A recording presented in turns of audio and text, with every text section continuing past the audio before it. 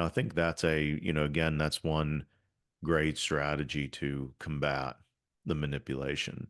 And I was thinking for folks that hadn't seen the article yet, it might be helpful to just take folks through the list of these three categories and some of the things that they might want to, or where they can notice these things. So, if we're just going through the article right now for strategic emotional displays, and I think it might be helpful to just, take the audience through some of these things to look out for. So, you have anger and aggression, Yep.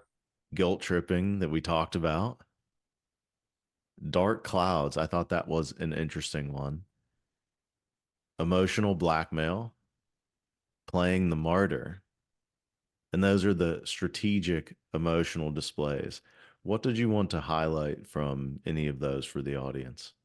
I think that, and again, if you think about this, when I was writing the article, I was thinking about my relationship with my wife. And I Mm-hmm. realized that, that I do all of these things. So we do all of these things, Mm. literally, you know, the key here. And so we know what's happening. Mm-hmm. What we need to do is to realize that what is the intent behind that strategic emotional display. And if the intent is for me to do something that I am not comfortable doing, or it's for me to do something that is not in my best interest, then we're talking about manipulation right there. You see what I'm Mm. saying? Mm-hmm. And I think that the key here is that we know what's happening. Think about this. You know what is happening, especially if you are emotionally intelligent. You know what is happening there. So the key here is to identify that moment and realize, oh, I see what's happening here, and take a pause. And then, okay, so how am I going to respond to that?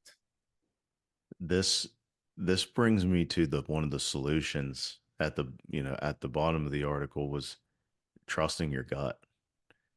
And it sounds like that's what you're saying to tap into here is if something feels off, then likely it is.